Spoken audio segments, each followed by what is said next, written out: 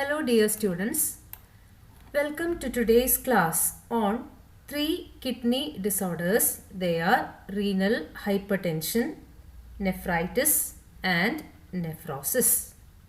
So first we go to renal hypertension.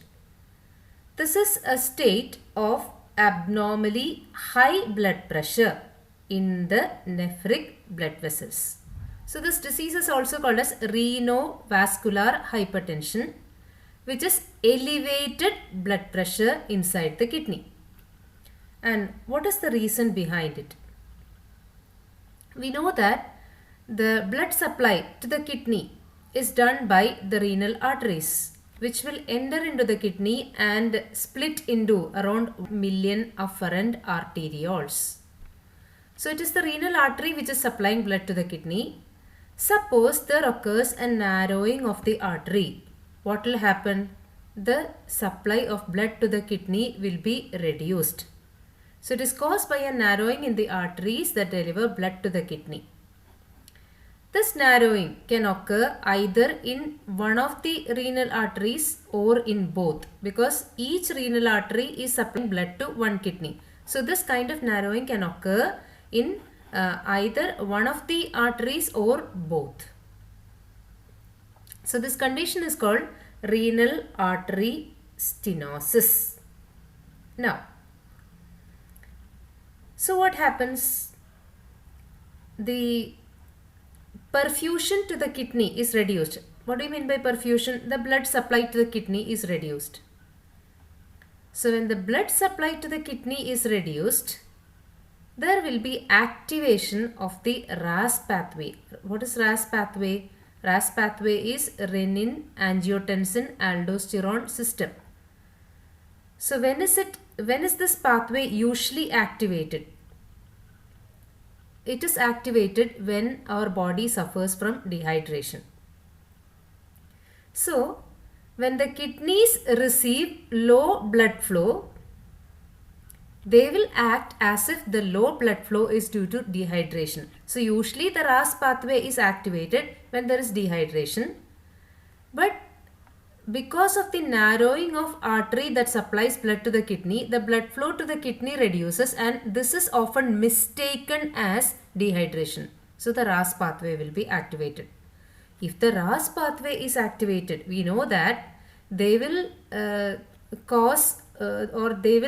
start making all physiological adjustments to increase blood pressure. That is, aldosterone will be released, and it will stimulate the body to retain sodium. It will stimulate the body to retain water, and more water will be reabsorbed. The blood volume increases. The blood vessels fill with additional fluid because of the increased reabsorption of water. And with this, what happens? The blood pressure will shoot up. Okay, so everything starts from the narrowing of the arteries. When arteries get narrowed, the blood supply to the kidney reduces. When the blood supply or the perfusion to the kidney reduces, it is mistaken as dehydration. This will activate the RAS pathway. The RAS pathway will start all mechanisms to reabsorb water and sodium, and because of the increased or unwanted reabsorption of water, all this water will be added to blood. Blood volume increases, blood vessels fill with additional fluid, the blood pressure will go up. Now, so how is this caused, and what are the characteristics? Actually, the renal how does it get narrowed? How does the renal arteriole get narrowed? It is because of the thickening of its wall, or by the damage of its wall. So by either the damage of the wall of the artery or by the thickening, it gets narrowed down, thereby reducing blood supply to the kidney. So such a condition is called as renal hypertension. So here it is diagrammatically represented. That is, when there is narrowing of the renal artery, the total blood flow to the kidney reduces. It is mistaken as dehydration. Now renin will be released by the juxtaglomerular apparatus. It will convert angiotensinogen into angiotensin 1. Angiotensin 1 will be converted to angiotensin 2. It will stimulate the release of aldosterone. Water reabsorption, sodium reabsorption, more water is reabsorbed, blood volume increases and that leads to hypertension. And this hypertension progressively leads to another condition which is called as hypertensive arteriolar nephrosclerosis. So this is a progressive renal disorder or damage caused by hypertension, prolonged hypertension. And what are its characteristics? There will be degeneration of the kidney tubules and there will be thickening of the glomeruli. It is called fibrotic thickening. So this hypertensive arteriolar nephrosclerosis, which in turn is caused by hypertension, is characterized by the degeneration of the kidney tubules and fibrotic thickening of the glomeruli. Kidney tubule is nephron and glomeruli is the tuft of capillaries seen inside the Bowman's capsule of the nephron. So here you can see the diagram of nephrotic kidney with scarred and granular external surface, aorta showing narrowing, etc., calcification, etc. So this is all about renal hypertension. Now the next condition, next disorder is nephritis. Nephritis is an inflammatory disorder of the kidney. So it is a condition in which the tissues in the kidney become inflamed. And what happens? There will be problems filtering waste from the blood because the prime function of the kidney is to filter blood and remove waste. So once there is inflammation, there will be some problems related to filtration. Now, it can be caused by infection by some bacteria due to inflammation, genetic conditions or other diseases, intake of certain medicines, etc. So, the reasons are multifactorial. There can be several factors. Now, what are the common signs and symptoms? Usually, when blood is filtered in the kidney, what all substances will come out into the filtrate from blood? Low molecular weight substances, just like we filter something, just like we filter tea. When we filter tea, the high molecular weight tea dust will remain in the filter, but the low molecular weight substances come down as our tea. Okay, so whenever we filter something, the high molecular weight substances will be retained in the filter and the low molecular weight substances come out. So when blood is filtered, the high molecular weight proteins in the blood are not usually filtered. If they get filtered, it will be very problematic to our body because we are losing blood proteins. So in normal conditions, the blood proteins are not filtered. But here, the filter is the nephron and it is suffering from inflammation. So the pores become bigger. So what happens? The proteins also get filtered and we lose proteins from the blood into the filtrate. And if they are not reabsorbed, they will be lost through urine. So because of inflammation, the filter is damaged. If we have a filter in our home and it gets damaged, what happens? All the high molecular weight substances also come down, no? So just like that, when this glomerulus is damaged, blood and protein will also come along with the urine because the blood cells get filtered down, the proteins also come out. Usually, in usual cases, when blood is filtered in the kidney, the blood cells and proteins remain in the blood itself. But in this case, because of inflammation, even blood cells, protein, etc. come out and they are passed through urine. So urine is characterized by the presence of blood cells. It is called hematuria. Urine is characterized by the presence of protein. It is called proteinuria. And the other symptoms are high BP, swelling of the face, hands, feet, legs, fatigue or weakness, anemia because we are losing blood cells through urine. So these are the general symptoms, that is high BP, presence of blood in urine which is called hematuria, presence of protein in urine which is called proteinuria, swelling of the face, hands, feet, leg, fatigue and anemia. But there are some early appearing symptoms, that is, there will be high fever, chill, etc. So before going to that, we will see the types of nephritis. There are two types of nephritis. One is called pyelonephritis and the other is called glomerulonephritis. So first we go to pyelonephritis. Pyelonephritis or pyelitis, it is a bacterial infection and it is infecting which part of the kidney? It is infecting the pelvis of the kidney. Pelvis is the upper part of the ureter where the ureter enters into the kidney. So acute pyelonephritis is a bacterial infection causing inflammation of the pelvic region of the kidney. And which are the usual bacteria that cause this infection? E. coli, Proteus, Klebsiella, Enterobacter, etc. So these are the bacteria. Mostly it is caused by E. coli, but sometimes it can also be caused by Proteus, Klebsiella and Enterobacter.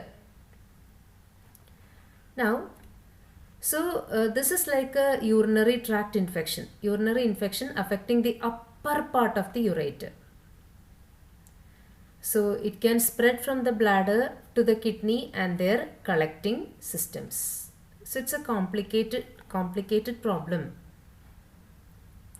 It is actually appearing as an ascending urinary tract infection. It can, the infection can go up.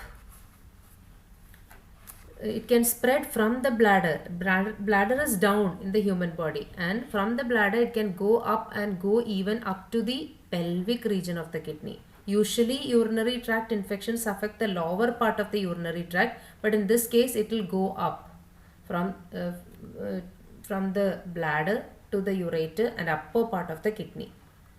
Now what are the symptoms? Fever, flank pain, a severe pain in the back, nausea, vomiting, burning on urination, increased frequency of urination, urgency of urination, pus cells in urine, pus, white blood cells or pus cells in urine, high blood pressure, etc. There are two types of pyelonephritis. One is chronic. That will be having a slow onset and it will be prolonged. But acute nephritis is having a fast onset. Chronic pyelonephritis is usually silent. It is slow and it progressively damages the kidney tubules. Acute occurs very fast. The damages are very fast. And acute pyelonephritis itself is divided into complicated and uncomplicated. As the name suggests, complicated is more severe. And complicated pyelonephritis is usually infecting pregnant patients, patients with uncontrolled diabetes, kidney transplants, urinary anatomical abnormalities, acute kidney failure, chronic kidney failure, persons with low immune powers, etc. So this is all about pyelonephritis. So this is a bacterial infection which is affecting the upper part of the ureter, that is the pelvic region. So the infection is spreading from the bladder to the upstream. It is going upstream, that is it can even reach the upper part of the kidney, and these are the symptoms: flank pain, back pain, fever, nausea, vomiting, etc.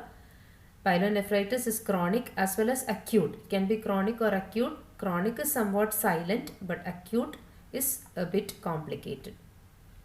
And this is the category of people which are infected. Now we go to the second type of nephritis, that is glomerulonephritis, which is also called as Bright's disease. This is the pelvis. This is the pelvis, the renal pelvis. It is this pelvis which is inflamed in the case of pyelonephritis. In pyelonephritis, the pelvic region is inflamed, whereas in glomerulonephritis, the glomeruli are inside the kidney. They are getting inflamed. So in pyelonephritis, the pelvis is inflamed, whereas in glomerulonephritis, the glomeruli of the nephrons is inflamed. So it is a severe inflammation of the glomeruli. You know, glomeruli is the tuft of blood capillaries seen inside the Bowman's capsule. So what are the symptoms? The glomeruli, they become swollen because of inflammation and they get filled with blood. So this is a normal kidney and this is an inflamed kidney, a nephritic kidney. So it is filled with blood. The glomerular membrane becomes highly permeable to most of the blood constituents, just like we have a damaged filter. So it starts filtering many high molecular weight substances also, which are very much required by our body, including blood cells, the blood protein, albumin, etc. So what happens? There will be loss of blood cells or appearance of blood cells in urine. That condition is called hematuria. There will be presence of protein in urine. That condition is called proteinuria. And one of the most important proteins in blood is albumin. There will be presence of albumin in urine. That is called albuminuria. So these are the symptoms: albuminuria, hematuria, etc. Sometimes only a part or only some glomeruli will be affected, as we can see here. Not all the glomeruli. That condition is called focal segmental glomerulonephritis. So here only a limited number of glomeruli, you can see in this region, are affected. So such condition is called as focal or segmental glomerulonephritis. Then the disease sometimes becomes chronic. That means slow onset, but it will result in progressive kidney damage and it can even lead to death. So that is the problem with glomerulonephritis. Now, 3 types of glomerulonephritis are there. They are minimal change glomerulonephritis, proliferative glomerulonephritis, membranous glomerulonephritis. So we first go to minimal change glomerulonephritis. As the name indicates, there is nephritis, but it cannot be seen. The changes cannot be seen in a normal light microscope. The changes will be seen only in an electron microscope. So in common light microscopic view, the changes are not very evident. That is why it is called minimal change glomerulonephritis. So this is a normal nephron, whereas this is a nephritic one. In light microscope, they both appear almost the same. Whereas in electron microscope, in the Bowman's capsule, there are cells which are called podocytes or foot cells. You can see here indicated by the black arrows. There are cells which have long processes which appear like their feet, and these cells are called foot cells. They are very important in filtration process. But in the electron microscopic view, you can see the foot processes are not there. They have almost united into one single layer. But here the foot processes are very prominent. They are very important in the filtration process. But here the foot processes, they seem to have disappeared or they seem to have united. But that can be seen only in an electron microscope. It is not seen through a light microscope. That is why it is called minimal change glomerulonephritis. Now the second one, proliferative glomerulonephritis. What do you mean by proliferation? Increased cell number. So it is characterized by increased cellularity of the glomerulus. And where do these cells come from? Where do this higher density of cells come from? One may be due to the glomerular cells themselves or by the coming in of white blood cells as a part of immune system. So the white blood cells may increase in number or the glomerular cells itself may increase in number, and that is characterized by high cell number, high cellularity. That is why it is called as proliferative glomerulonephritis, where increased cellularity, numerous neutrophils or polymorphonuclear cells. Neutrophils are white blood cells. Cellular crescent, a crescentic area, you can see here, and necrotic region, dead region, etc. can be seen. So this is called proliferative glomerulonephritis. And the third one is membranous glomerulonephritis. In membranous glomerulonephritis, you can see immune complexes. What do you mean by immune complexes? Antigen antibody complexes. So, those shown in black here are antigen antibody complexes, which will lead to inflammation and there will be problems in filtration. So this is normal glomerulus. So this is the blood capillary. Glomerulus is a network of blood capillaries. So suppose you are taking a section through the blood capillary. Blood capillary is like a small pipe. So you are taking a section. On its wall, you can see three layers. There is the endothelial cells which form the innermost layer. Outside it is the basement membrane and outside are the epithelial cells. So when you take this as a pipe, the wall of the pipe has three layers. The innermost layer is made up of endothelial cells arranged one after the other. Then a basement membrane on which the endothelial cells rest and the epithelial cells. Okay, so this is normal structure. But in membranous glomerulonephritis, there will be formation of antigen antibody complexes, thereby affecting the filtration process. You can see complexes are formed from antigens and antibodies. And where are these antigens coming from? When there are antigens, antibodies come to action. So where do these antigens come from? Antigens may be part of the basement membrane itself or coming from some other region of the body through the blood circulation. So these antigens are coming here either from the basement membrane itself, membrane proteins itself, or proteins coming from elsewhere through the blood circulation. So these are the three types of nephritis: minimal change nephritis, proliferative glomerulonephritis, and membranous glomerulonephritis. So what are the symptoms of nephritis, glomerulonephritis? As I told you, there is chronic glomerulonephritis. The symptoms are presence of blood in urine, which is called hematuria, protein in urine, proteinuria. Urine becomes foamy. There will be appearance of somewhat like foam in the urine. Then because of the poor elimination of waste, poor functioning of the kidney, the person suffers from some mental illnesses also, because the brain will also be affected. Confusion, drowsiness, lack of concentration, sleepiness, lethargy, lower sensation in the limbs and other areas. And there are some physical symptoms also, like the swelling of face, swelling of eyelids, reduced urinary output, presence of albumin in urine, blood in urine, rise in blood pressure, etc. And this is most seen in children as well as adolescents. Now, the third disorder of the kidney, that is nephrosis. Nephrosis is characterized by lesions. You can see lesions or wound-like areas in the kidney, which are formed by degeneration of the nephrons there. So, nephrosis is characterized by degenerative lesions affecting the nephrons, and mainly the proximal convoluted tubule of the nephron, or the PCT, are more affected. Okay, so there will be degenerative wounded areas or lesions in the kidney, especially affecting the proximal convoluted tubules.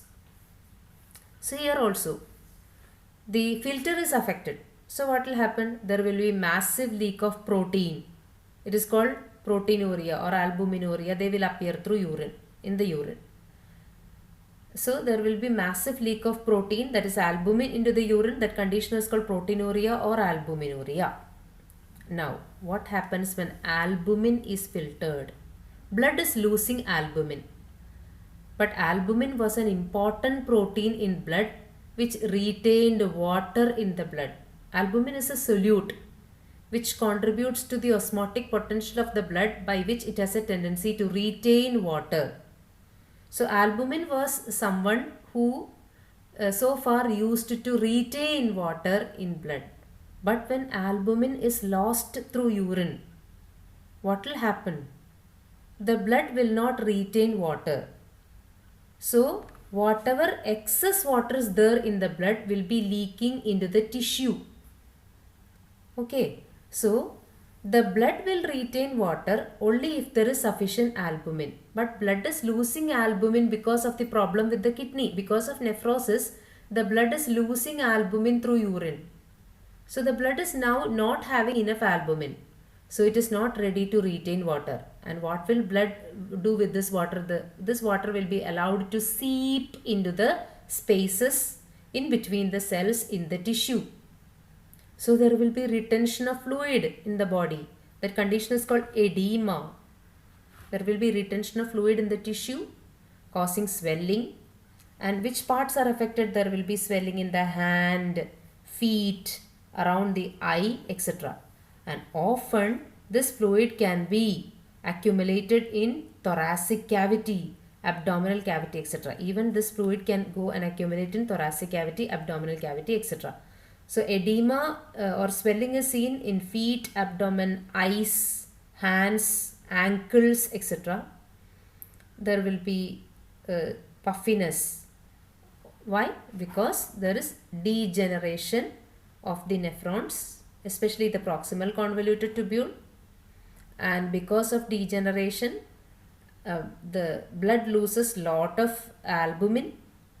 Since there is not enough albumin in blood, the blood will not retain water. Water will seep into the spaces in between the cells in the tissue. There will be swelling.